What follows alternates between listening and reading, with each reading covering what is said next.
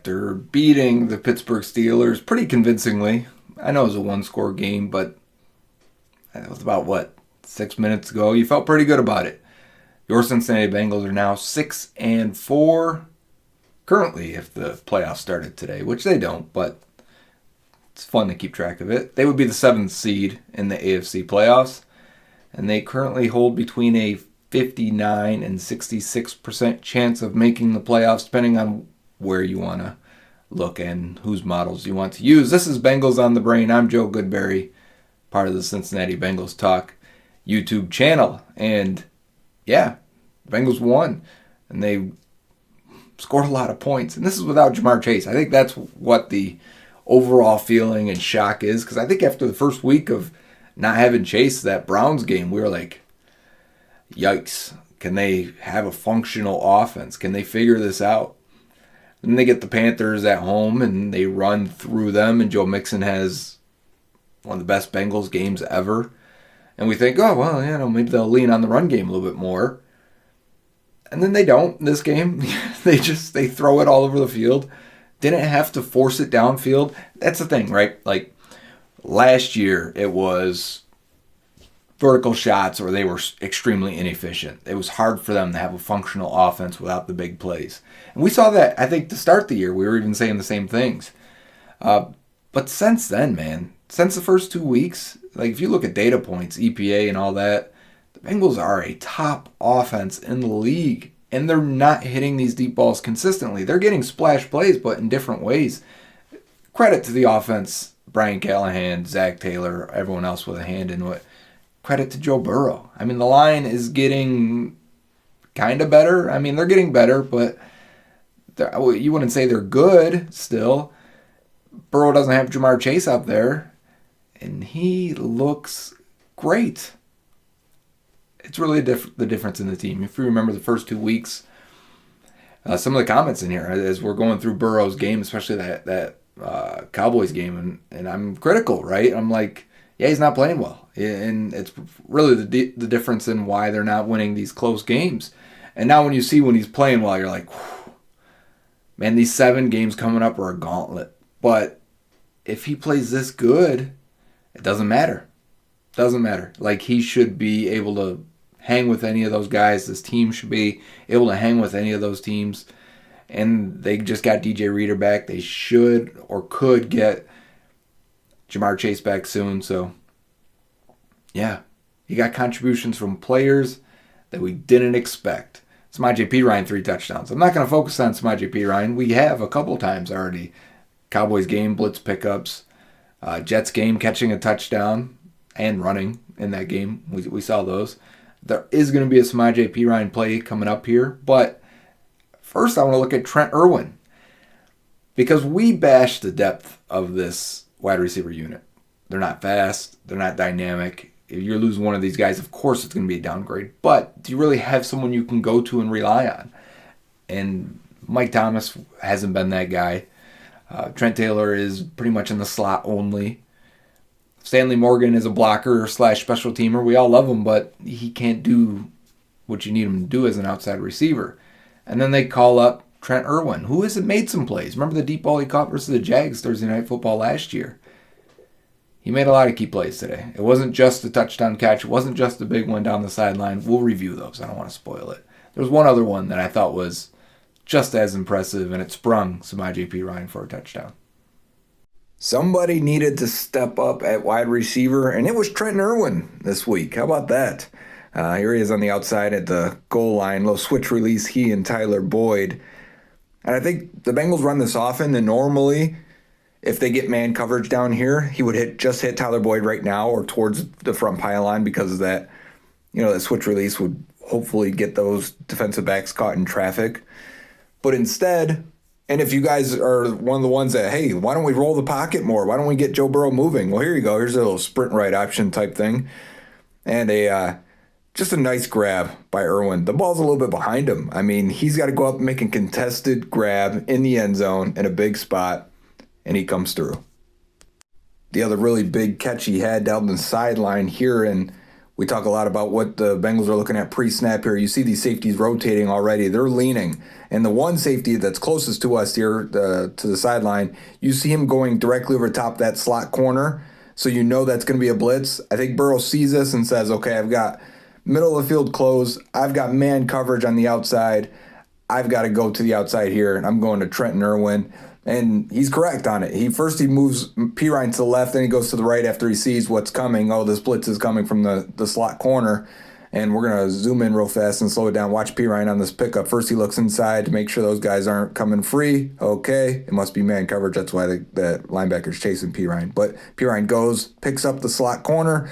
Ball's already out. It's a really stiff route, but it worked. I mean, I think this guy's just worried about getting beat over the top, and that safety doesn't even look like he wants to tackle. Good job by Irwin, though. This is my favorite play of the day. Again, the Bengals need another touchdown to seal this game. Irwin's in the slot. He comes up, just gets in the way of the middle linebacker that's in man coverage again on Samaje Perine. And if you didn't see it, here it is in slow motion. As he comes release inside, he needs to get in front of him, dance in front of him, slow him down, get out of the way, because you don't want to pick him, actually. You just want to slow him down and get him out of path just enough to allow Samaje Perine to beat this linebacker to the corner. I mean, we're not talking about a real fast running back, so you just got to do enough to slow him down, enough to alter his path, and he does there. Good job, Trenton Irwin. Good job, Samaje Perine. Touchdown, Bengals. Sticking with the offense, I did want to highlight one play that I think was my favorite play of the game. It was still while Joe Mixon was in the game. I almost said this is the first drive. I think it was the first drive. I'm questioning myself live. I'm going to roll with it. It was the first drive. But the reason I like this play so much, and we'll potentially talk a little bit more after maybe I should show it first and then... Yeah, let's show it first. This is my favorite play from Zach Taylor and this offense. Well, they're humming right now, but this showed me signs that they are evolving and they know what's plaguing them. Bengals come out empty, and of course the Steelers are going to counteract with their cover 2 defense. And remember, with the cover 2 here, the middle linebacker is going to turn to the heavy side, so there's 3 receivers to that side, and the Bengals would normally run a combination of something like this. But I want you to look at Trent Taylor real fast in his route. He knows he's going to get the attention of number 41 here, the middle linebacker. He's going to run right at him, carry him upfield, and then cut out away from where the play is eventually going to go. Also look at T. Higgins as the other slot number 2 here. He's going to run his corner route. So all of this on the right side is what the Bengals would normally run, except for Taylor is going to hook rather than run vertical and take that middle linebacker with him. And that's important because when you look at the bottom of the screen here, and this is where we're going to end up going, you have Joe Mixon split out wide. And normally you're either running vertical down the field, running a fade, or a little smoke route just to, get the attention of that outside corner if you can. But as you see here, watch Boyd's out route. As soon as Mixon releases vertical, 2 defenders jump on Boyd and try to take away that. Now that you have the attention of those 3 defenders, plus the 2 deep safeties are going to be splitting wide and going hard to defend the deep and outside, that's going to leave a void in the middle of the field, and that's exactly what you're looking for. And that brings us back to Joe Mixon's backside dig route, something the Bengals would normally run with like a T. Higgins or in their cover 2 beaters. The backside guy all the time is the dig route, and usually you don't have it run that. You don't normally run that from a running back, and that's what makes this play unique, because as Joe Burrow takes a snap, looks to the left, he's going to read 55. As soon as he bites on the out route by Tyler Boyd, he's going to switch and throw this in route to Joe Mixon, who makes a great hands catch, wide open field down the middle. Big gain for the Bengals on their first drive of the game versus cover 2. So, yeah, that backside dig, man, to Mixon. Great catch, by the way. I love when, from an evaluation perspective, running backs don't always snatch the ball with their fingertips like that and can run afterwards. Why I love that so much, I talked about this on Twitter, I think it was after week 3, when we were really talking about the cover 2 being an issue for this offense. They really only had a couple of ways they felt like they could attack the middle of the field open defenses and cover 2 defenses. And a lot of times it was slot guy running vertical, Number 2 guy running a corner, outside guy, comeback route, right? You're trying to put that outside corner in conflict, smash, hit the corner, and just drag that and just run that middle linebacker out of there. And on the backside, a lot of times it was just a dig and a hook curl, and it just wasn't enough. It was too much. They'd run it out of different formations, different personnel, but largely it was the same things all the time. So when you see this, I don't think I've ever seen a running back run a dig route at 12 to 15 yards from lined up out wide. I watch football. I don't think I've ever seen that. So normally I can see a play and I'll be like, I remember when the Bengals ran this. There was a touchdown the other day, and I remember Joe Burrow threw that to Clyde Edwards-Helaire versus Alabama. And I can't remember who did it in the pros. It was on Thursday Night Football, though. So normally I can recall right away. And I was like, man, I don't think I've ever seen a backside throw like that to a running back. So I like that. That means they know they were a little too bland, or they're adding things in, a little more wrinkles. That's just going to force that safety on that side to be a little more diligent. It's just going to open it up for Tyler Boyd a little bit more. They were jumping on Boyd. There's a couple plays I'm not going to show today that Minkah Fitzpatrick was like screaming down as the robber and just undercutting Boyd's route, and Burrow quickly readjusts and hit Higgins, and a couple tight window throws. But if you're wondering where Boyd was, he was playing outside a lot, and then when he was in the slot, like Minkah Fitzpatrick was just, he's so hard to play against, Fitzpatrick. He didn't have a good game, or at least I should say he didn't have an impactful game. But what he does is just make you second guess things sometimes. Just watching him. I don't want to praise Steelers players too much, but yeah. Anyways, last thing for the offense was the batted balls. And we're going to run this real fast. Show them real quick. I think there was 4 officially in this game. Show them real quick. There was 2 resulted in interceptions. I think a guy was open on every single one of them. Like Burrow, I think PFF said no turnover-worthy throws on him because the guy was open behind. But we're going to roll them, and I'm going to go over some numbers and stats and why I think they happen and will continue to happen, and or maybe not, and see what they can do to change it. When I originally started to pull clips and make cut-ups of tipped and batted balls, I started to include all the attempted. There was like 3 other passes that went right by a defender's hand, right over a defender's head, maybe just mistimed by the defender. And I started to go, every time I think there's a certain rhyme or reason for these tip passes, let me pause just for a second here. Mike Thomas, come back for this damn ball. How do you let the defensive back see it before you, cut in front of you, and get in front of you? Whatever. But every time I think it was something, it mostly came down to the Steelers just knowing Burrow too well. Like just knowing the rhythm and the timing and the flow of when he gets to his drop back. If you're not going to get in there, you might as well get your hands up and try and make a play, as we see Watt do it again. And he's just a freak. So coming into this game, Joe Burrow was second for the most batted balls. And if you look at it at a percentage of throws, he was right in the top 5 mix with guys like, he was behind Justin Herbert in total batted balls, but Herbert was right there, Josh Allen, Lamar Jackson, Jimmy Garoppolo. But like Allen and Herbert are 6'5", 6'6". How do they get batted balls? Like, why are they locking onto their targets for Joe Burrow? Is he throwing it at a lower slot? Is it the offensive line? Is he too shallow in his dropbacks?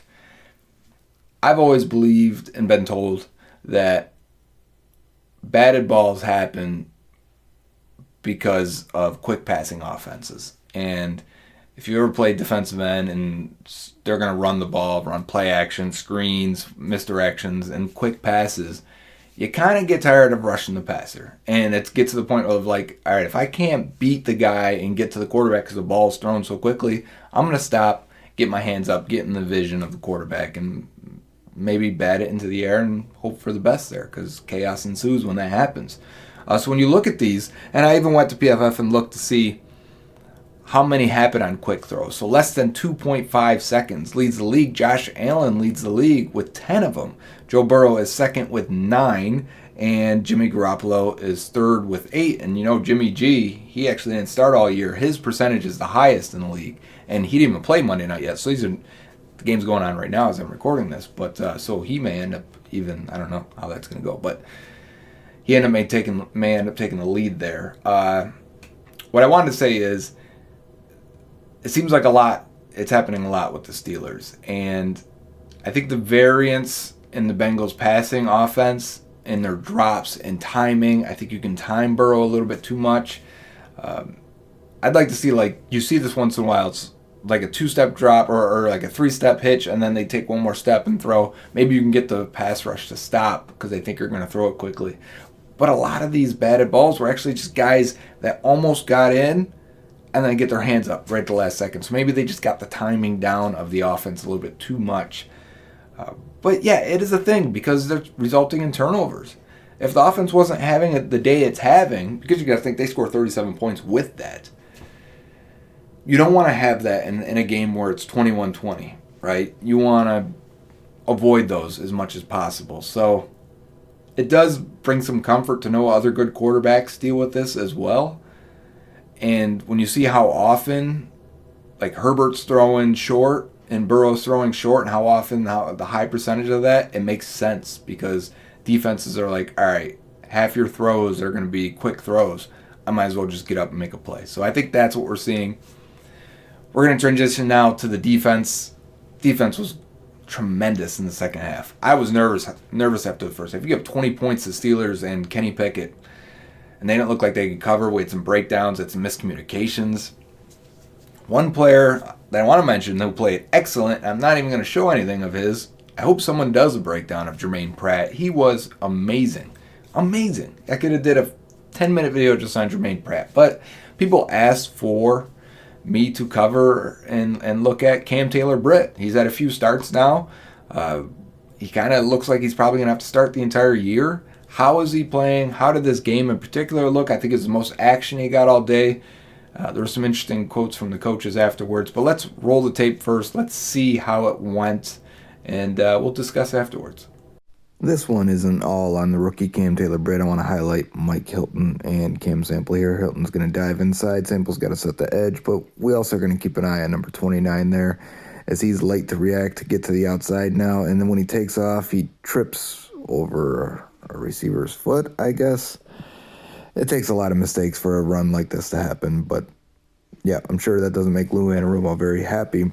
Next play here is we're watching big missed opportunity for the Steelers. Now this ended up being a holding call, so it didn't matter, but you see Jesse Bates go to talk to Cam Taylor-Britt right after this and say, man, you messed up here. We got to, communicate. We got to talk about this better. And it's quarters coverage.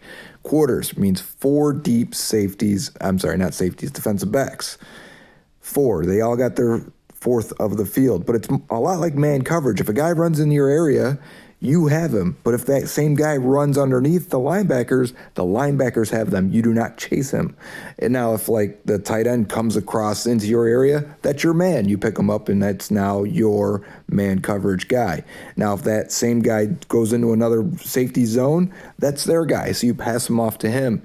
You're going to chase him as far as unless someone comes in your area. So you see here, he's running with him on the post, which is fine. Look at Bell and Apple on the other side. They're running together with their guy. So for some reason, Cam Taylor-Britt kind of peels off, which there's no one else coming into his area. I drew these lines saying maybe if someone was there, I can understand he's trying to jump the next route. But there's nobody there at all. So he's got to carry that guy. That's his man. Like I said, I wanted to highlight the other guys. Watch how they carry them no matter what.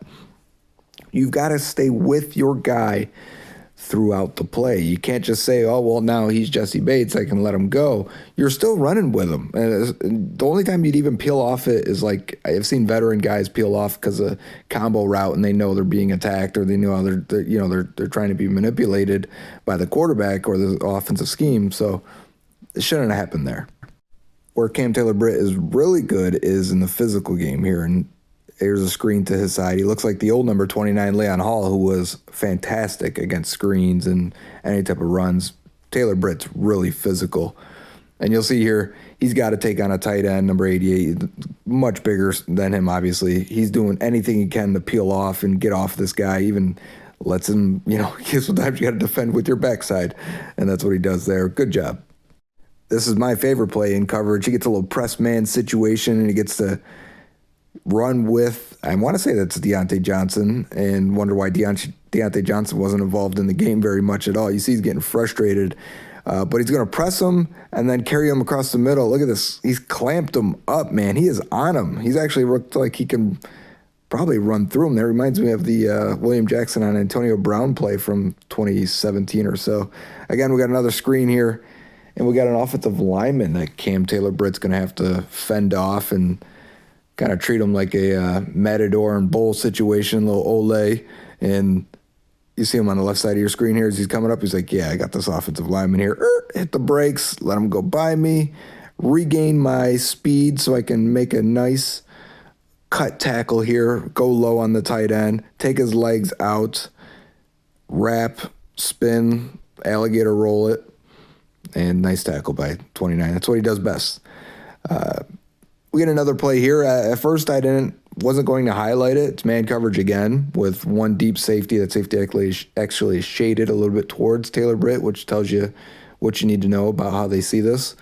The Bengals defense, that is. But when I looked back and saw the end zone angle, Kenny Pickett actually was looking that way for a half a second until he felt the pressure and got out of there. So I think if he would have felt that his receiver was open, he might have just chucked it up to his guy against the rookie.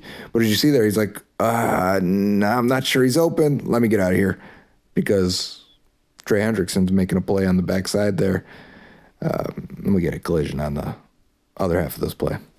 Another play that probably scares the hell out of Lou Anarumo here. It's two-man, so you got two deep safeties and you're playing man, and they're just running everyone vertical down the field. And it's late in the game. I mean, you can't let this guy get past you. And what happens with DBs a lot of times is when they turn the goal and look for the ball, I would use the TV footage here. It shows it really well. But when he turns and looks, he slows down drastically, and you just don't want to do that. Some definite highlights, some very scary lowlights. I think Lou Anarumo will probably be very critical of Cam Taylor-Britt, because you don't want those big splash plays. This defense doesn't get beat over the top. I think that's their number one. Do not get beat on some deep balls. Don't give them some cheap, 60-yard touchdown because you had a lax in judgment or communication. So I think they're going to definitely try and clean up those couple of deep shots that probably both could have been caught. One didn't even matter because of the holding, but still in the evaluation bucket, it still matters a lot that there was a lack of communication between Jesse Bates and Taylor-Britt there on what the role and responsibility of quarters coverage is. Having said that, it's now been 220 snaps for Cam Taylor-Britt as a rookie. He's been targeted 13 times, this is according to PFF, giving up 11 catches for 127 yards and a touchdown. That's a lot. That's a little too much. That's an 83%. Yes. 84.6%. Even worse. You don't want to give up 85% completion. That's too much. I do think he showed a couple of flashes in man coverage. I am surprised because he looks, when you got a physical guy like this that doesn't have great ball skills, a lot of times in draft season I'll look at that guy and I'll say he'll be good in his zone defense. And I thought he was at Nebraska.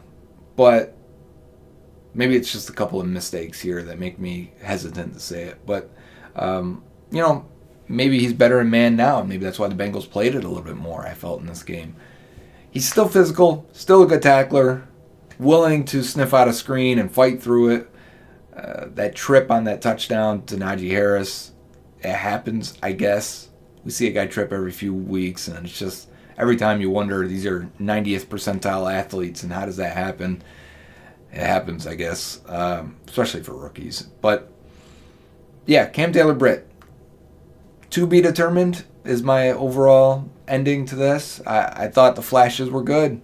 If you can iron out the communication with veteran safeties behind you, you'll be all right. And I think that's what they see it as and see it as how it'll be okay soon, or you got 7 weeks plus playoffs, hopefully. It's a lot of time for him to iron that out and not be a rookie by that point anymore. If you play 12 games in college in a season, he'll near that by the end of the season and hopefully be ready to roll in when it comes playoff time.